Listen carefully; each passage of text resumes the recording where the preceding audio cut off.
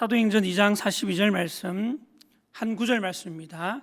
같이 한 목소리로 읽겠습니다. 함께 읽겠습니다. 시작. 그들이 사도의 가르침을 받아 서로 교제하고 떡을 떼며 오로지 기도하기를 힘쓰니라. 아멘. 다시 한 번 더 읽겠습니다. 우리 마음을 모아서 같이 한번 읽어보겠습니다. 다시 읽습니다. 시작. 그들이 사도의 가르침을 받아 서로 교제하고 떡을 떼며 오로지 기도하기를 힘쓰니라. 아멘. 오직 성령으로 회복되는 교회, 성령 충만의 회복, 예배의 회복, 헌신의 회복, 교제의 회복. 여러분, 올 한 해 이 표처럼 오직 성령으로 회복되는 교회와 가정과 우리 성도님들 될 수 있기를 바랍니다. 그래서 성령 충만의 회복, 예배 회복, 헌신의 회복, 교제 회복의 역사가 우리 공동체 가운데 일어나게 되기를 주님의 이름으로 축복합니다. 아멘. 여러분, 정말 올 한 해 오직 성령으로 회복되기를 원하고 우리 공동체가 성령 충만한 공동체가 되기를 원하십니까? 그러면 여러분, 우리가 어떻게 오직 성령으로 회복되고 성령 충만한 공동체가 될 수 있을까요? 여러분, 물론 성령님은 하나님이 주시는 선물입니다. 성령 충만은 하나님의 은혜로 말미암아 주어지는 축복입니다. 우리가 원한다고 해서 성령을 가질 수 있는 것도 아니고 우리가 받고 싶다고 해서 성령 충만을 받을 수 있는 것도 아닙니다.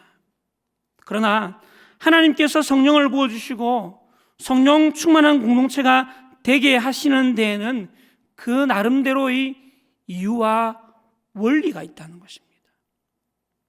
하나님께서 하나님의 일방적인 주권과 은혜로 성령을 부어주시고 공동체를 성령 충만한 공동체로 만들어주시는데, 그러나 거기에도 이유와 원칙이 있다는 것입니다. 그냥 아무에게나 성령을 부어주시거나 아무 공동체나 성령 충만한 공동체가 되게 하는 것이 아니라는 것입니다. 그러면 여러분, 하나님께서 어떤 사람에게 성령을 부어주시고 어떤 공동체를 성령 충만한 공동체가 되게 하실까요? 오늘 본문은 이것에 대한 답을 우리에게 말씀해 주고 있습니다. 여러분, 2000년 기독교 역사상 기독교 역사에 있어서 가장 성령 충만한 공동체 하나를 뽑으라고 한다면 여러분은 어떤 공동체를 뽑겠습니까? 저는 초대 예루살렘 교회가 아닐까 생각합니다.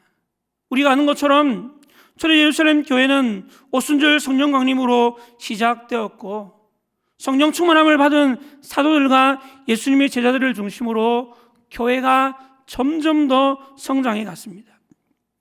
그들은 성령 충만함으로 말미암아 누구 앞에서도 당당하게 복음을 전했고, 또한 그들은 성령 충만함으로 말미암아 순교의 제물이 되는 것도 두려워하지 않았습니다.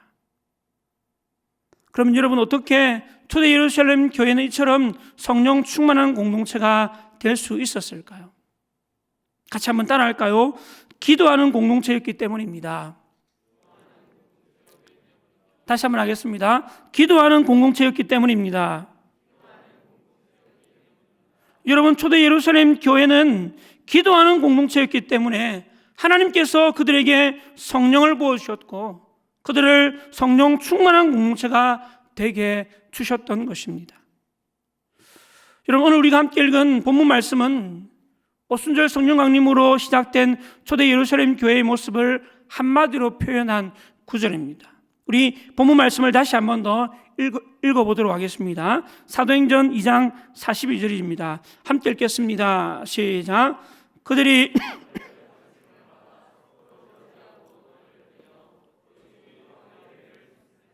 아멘. 그들이 사도의 가르침을 받아 서로 교제하고 떡을 떼며 오로지 기도하기를 힘쓰니라.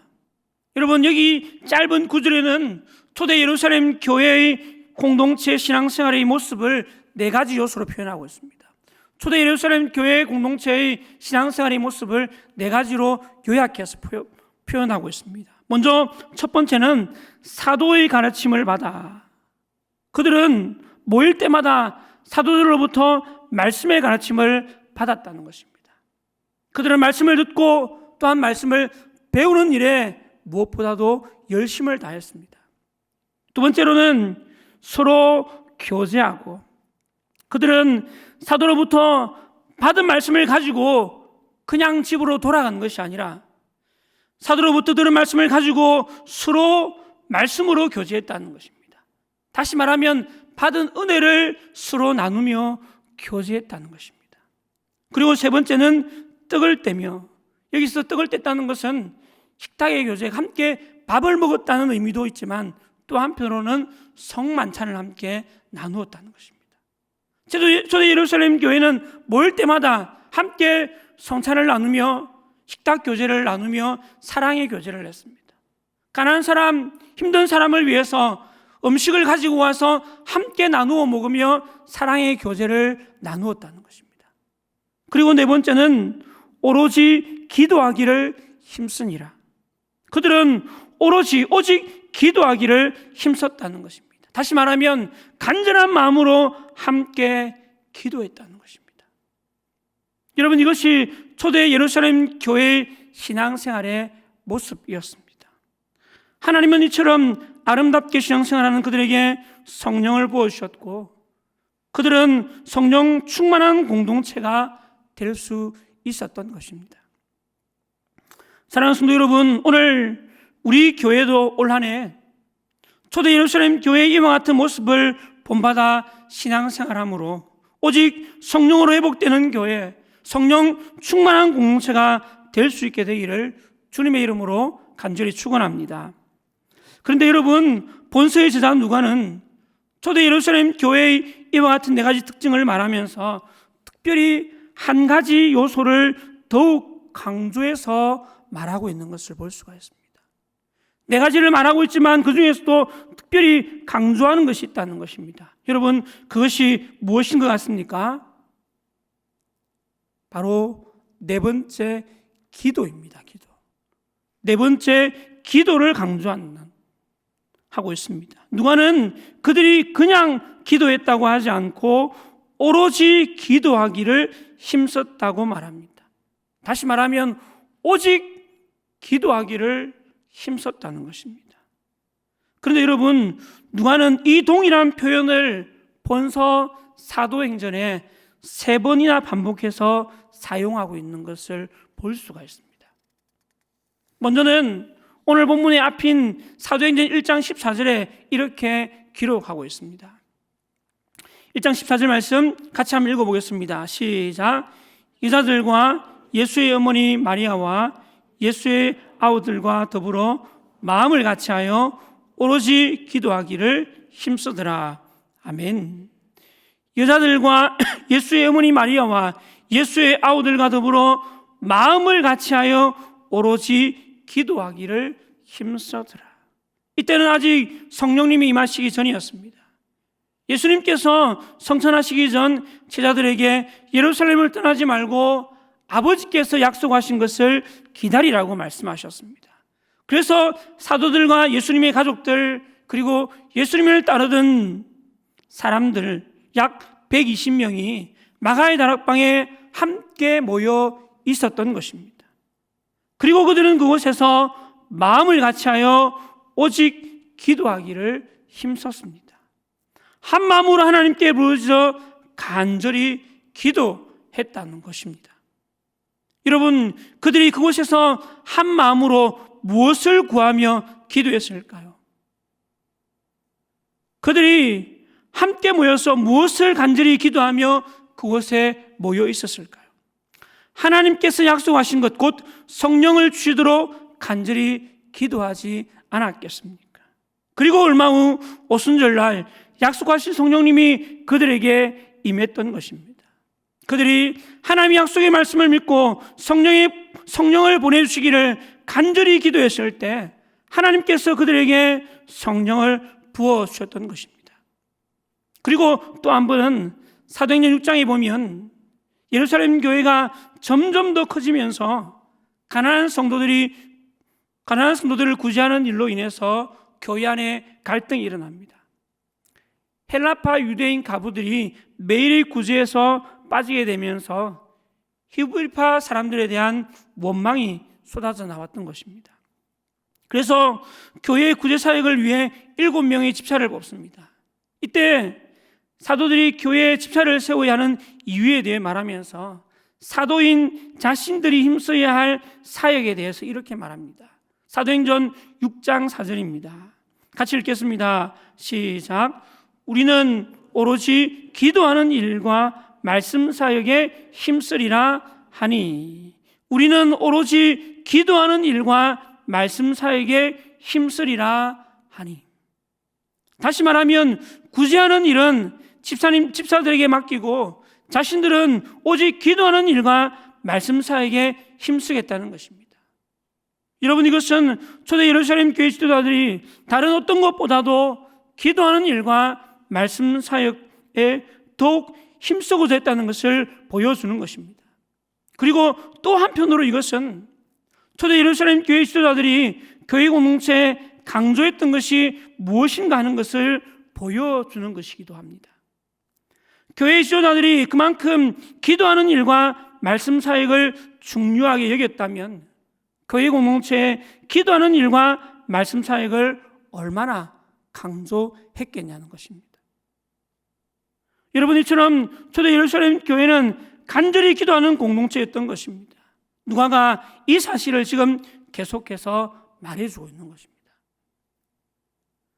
그리고 또한 본서에서 누가는 이 성령 충만과 기도의 연관성을 보여주기 위해서 본서 여러 곳에서 그들이 기도할 때 성령 충만을 경험하게 되었음을 말씀하고 있는 것을 볼 수가 있습니다.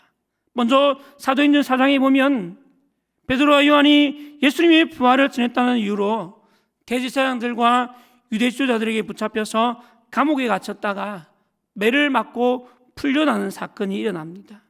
이때 매를 맞고 감옥에서 풀려난 베드로와 요한이 동료들에게 와서 그들이 당한 일을 말하고 그들과 함께 기도합니다. 그러자 어떤 일이 일어납니까? 사도행전 4장 31절입니다. 같이 한번 읽겠습니다. 시작. 빌기를 다음에 모인 곳이 진동하더니 무리가 다 성령이 충만하여 담대히 하나님의 말씀을 전하니라. 아멘. 빌기를 다음에 다 성령이 충만하여. 빌기를 다음에 그들이 함께 모여서 간절히 기도했더니 그곳에 성령의 강력한 역사가 일어나게 되었다는 것입니다. 성령의 충만의 역사가 일어났다는 것입니다. 그리고 또한 사도행전 8장에 보면 예루살렘 교회에 큰 박해가 일어나고 사도들 외에는 성도들이 여러 지역으로 흩어집니다.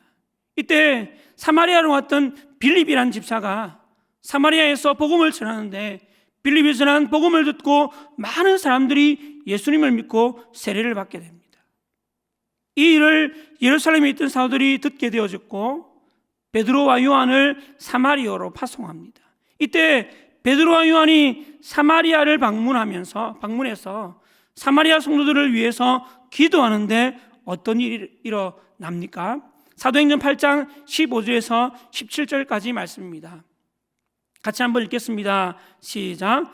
그들이 내려가서 그들을 위하여 성령 받기를 기도하니 이는 오직 한 사람에게도 성령 내려주신 일이 없고 오직 주 예수의 이름으로 세례만 받을 뿐이더라. 이에 두 사도가 그들에게 안수함에 성령을 받는지라. 아멘. 그들을 위하여 성령 받기를 기도했더니 그들이 성령을 받았다. 사도들이 그들을 위해서 안수함에 기도하고 그들이 간절한 마음으로 마음을 모아서 기도했을 때 사마리아 교회 성도들에게 성령이 임했다는 이야기입니다. 그리고 또한 사도행전 9장에 보면 사울의 회심 사건이 나오는데 이때도 다메섹 도상에서 부활하신 주님을 만나 눈이 어두워진 사울에게 예수님의 제자 아나니아가 안수하며 기도합니다. 이때 아나니아가 사울의 머리에 손을 얹고 기도하다 어떤 일이 일어납니까? 사도행전 9장 17절과 18절입니다. 아나니아가 떠나 그 집에 들어가서 그에게 안수하여 이르되 형제 사울아 주곧 네가 오늘 길에서 나타났던 예수께서 나를 보내어 너로 다시 보게 하시고 성령으로 충만하게 하신다니 즉시 사울의 눈에서 비늘 같은 것이 벗어져 다시 보게 된지라. 하나님께서 아나니아를 사울에게 보내셔서 그를 위해 기도하게 하실 때 하나님께서 사울에게 성령을 충만하게 임하게 하셨다는 이야기입니다. 여러분, 이것이 우리에게 무엇을 보여주고 있는 것입니까? 초대 예루살렘 교회는 기도하는 공동체였고 그들이 한 마음으로 간절히 기도했을 때 하나님께서 그들을 성령 충만하게 하셨음을 우리에게 거듭 강조해서 말씀해 주고 있는 것입니다. 여러분, 이것이 비단 초대 예루살렘 교회만의 이야기일까요? 아닙니다. 여러분, 2000년 기독교 역사에 있어서 수많은 성령의 역사, 부흥의 역사는 기도하는 한 사람, 기도하는 공동체를 통해 일어났습니다. 1세기 전 평양 땅에서 시작되었던 이 땅의 성령의 역사, 부흥의 역사도 자신의 죄를 회개하며 간절히 기도했던 한 사람, 길선주 장로와 그와 함께 간절히 기도했던 교회의 공동체를 통해 시작되었던 것을 우리는 역사를 통해서 알고 있습니다. 사랑하는 성도 여러분, 하나님은 지금도 이처럼 기도하는 사람, 기도하는 공동체를 찾고 계십니다. 오늘 우리가 초대 예루살렘 교회처럼 간절한 마음으로 함께 부르짖어 기도할 때 하나님께서 우리 안에 성령을 부어주실 줄 믿습니다. 우리가 성령의 충만함을 간절히 사모하며 기도할 때 하나님께서 우리 교회와 우리 가정을 성령 충만한 공동체로 변화시켜 줄 줄 믿습니다. 사랑하는 성도 여러분, 올 한 해 정말 간절히 기도하는 저와 여러분이 될 수 있기를 주님의 이름으로 간절히 축원합니다. 하나님은 지금도 기도하는 한 사람, 기도하는 공동체를 찾고 계십니다. 오늘 저와 여러분이, 오늘 우리 교회가 하나님이 찾으시는 그 한 사람, 그 공동체가 될 수 있기를 주님의 이름으로 간절히 축원합니다. 그래서 올 한 해 우리 교회 포효처럼 오직 성령으로 회복되는 교회, 오직 성령으로 회복되는 가정, 오직 성령으로 회복되는 성도가 저와 여러분이 될 수 있기를 주님의 이름으로 간절히 축원합니다. 아멘.